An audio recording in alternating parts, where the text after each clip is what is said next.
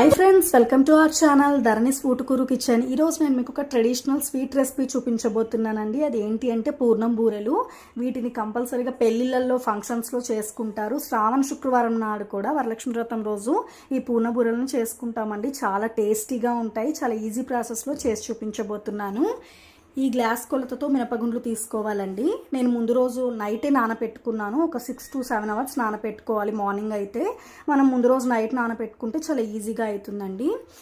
బియ్యం కూడా ఇదే గ్లాస్తో గ్లాసుంబో తీసుకోవాలి. మినపగుండ్లు ఇదే గ్లాస్తో తీసుకోవాలి. పచ్చిశనగపప్పు కూడా ఒక 1 అవర్ పాటు నానపెట్టుకున్నాను. ఈ గ్లాస్ కొలతతోనే తీసుకోవాలి. ఈ గ్లాస్ కొలతతో బియ్యం గ్లాసుంబో, పచ్చిశనగపప్పు గ్లాసు, మినపగుండ్లు గ్లాస్ తీసుకోవాలి. 2 cups బెల్లం అండి. బెల్లాన్ని అలా క్రష్ చేసుకొని ఉంచుకోవాలి. సాల్ట్ 1 టేబుల్ స్పూను, ఇలాచీ పౌడర్ కూడా 1 టేబుల్ స్పూను. నేను ముందుగానే 3 టేబుల్ స్పూన్స్ షుగర్లో ఇలాచీని వేసుకొని బ్లెండ్ చేసుకున్నానండి. ఇది ఇలా చేసుకొని ఉంచుకుంటే స్టోరేజ్ కూడా ఉంటుందండి. ఇలాచీ పౌడరు ఎక్కువ మొత్తంలో కూడా చేసుకోవచ్చు. మనం ఫ్రిడ్జ్లో స్టోరేజ్ చేసుకోవచ్చు. 8 టైటనింగ్ బాక్స్లో పెట్టుకొని 1 టేబుల్ స్పూన్ షుగర్ తీసుకున్నాను. మనం పిండిలో ఈ షుగర్ కూడా యాడ్ చేసుకోవాలండి. యాడ్ చేసుకుంటే ఏంటంటే చప్పగా ఉండకుండా ఉంటుంది. పూర్ణం స్వీట్గా ఉంటుంది కదా. ఈ షుగర్ కూడా యాడ్ చేయడం వల్ల మంచిగా అంటే స్వీట్నెస్ వస్తుంది. పిండి కూడా చప్పగా ఉండకుండా ఉంటుంది. సోడా అండి, వంట సోడా 1 టేబుల్ స్పూన్ తీసుకున్నాను. ఈ వంట సోడా వేయడం వల్ల ఏంటంటే పూర్ణ బూరెలు కొంచెం ఉబ్బుతాయి, చాలా మంచిగా వస్తాయండి. గ్రైండర్లో అయితే 2 కలిపి నానపెట్టుకోవచ్చు అండ్ 2 కలిపి గ్రైండ్ చేసుకోవచ్చు. మనం మిక్సీ జార్లో అయితే కొంచెం సపరేట్గా బ్లెండ్ చేసుకుంటే సరిపోతుంది. గీ ఒక 3 టేబుల్ స్పూన్స్ తీసుకున్నాను. ఇప్పుడు మనం ప్రాసెస్ చూసేద్దాము. మిక్సీ జార్ తీసుకుందామండి. మనం ముందుగా మినపగుండ్లు వేసేసుకుందాము. వేసుకొని మిక్స్ చేసుకోవాలి. వాటర్ అంతా తీసేసుకోవాలండి. కొంచెం ఒక చిన్న గ్లాస్ వాటర్ ఉంచుకుంటే సరిపోతుంది. దీంట్లో ఉన్న వాటర్తో మళ్ళీ యాడ్ చేయాల్సిన అవసరం ఉండదు. ఇప్పుడు మనం వీటిని బ్లెండ్ చేసుకుందాము. ఇలా బ్లెండ్ చేసుకోవాలండి గట్టిగా. ఇప్పుడు మనం బియ్యాన్ని కూడా బ్లెండ్ చేసుకుందాము. ఇప్పుడు మనం బియ్యం కూడా దీంట్లో వేసుకొని బ్లెండ్ చేసేసుకుందాము.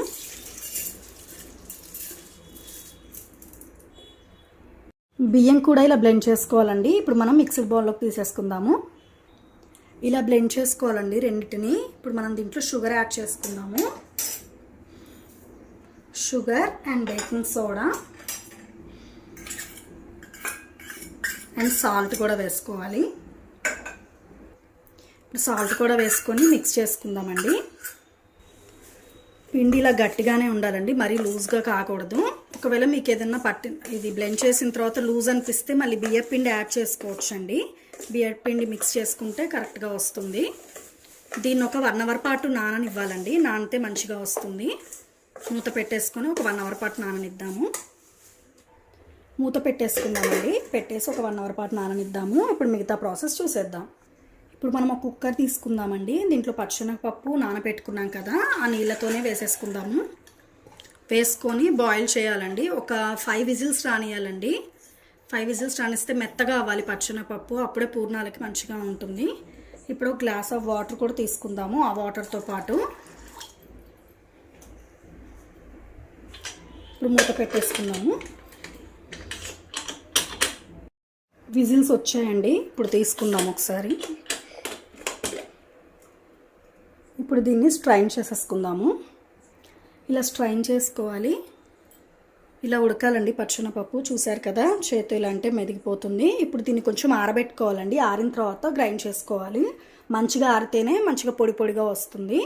ఫస్ట్ దీన్ని ఆరబెట్టేసుకుందాము. పచ్చిశనగపప్పు మంచిగా ఆరిందండి. బాగా ఆరబెట్టుకోవాలి చిల్లుల బుట్టలో వేసుకొని. ఇప్పుడు మనం బ్లెండ్ చేసుకుందాము.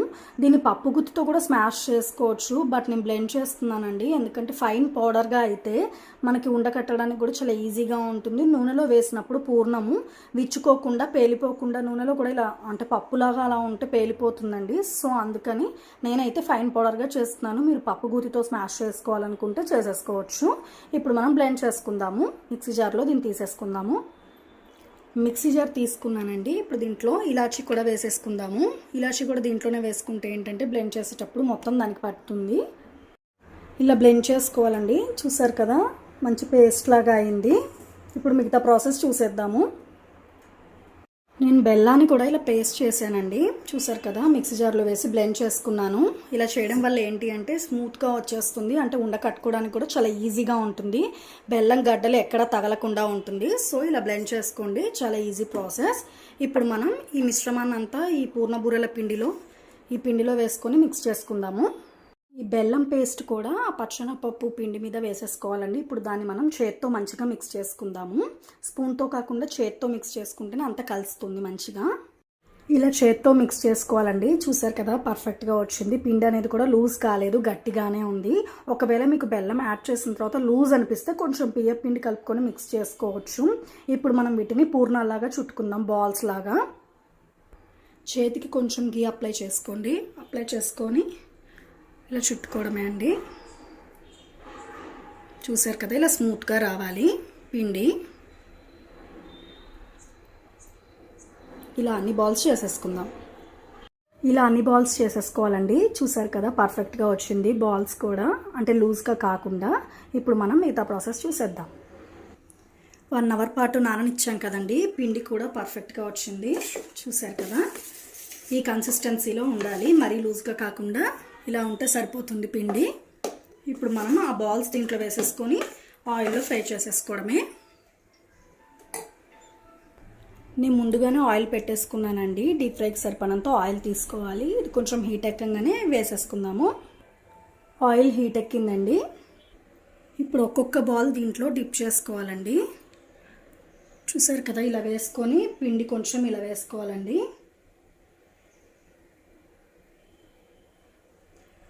ఇలా వేసుకొని ఆయిల్లో వేసేసుకోవడమే.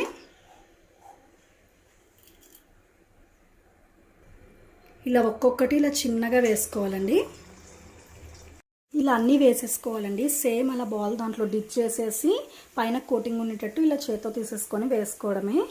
వెంటనే టర్న్ చేయొద్దండి. ఒక 2 మినిట్స్ అలా ఉంచేసి తర్వాత టర్న్ చేస్తే సరిపోతుంది. ముందే చేస్తే అది విచ్చుకునే ఛాన్సెస్ ఉంటుంది. మంచిగా గోల్డెన్ కలర్లో వేగేయండి.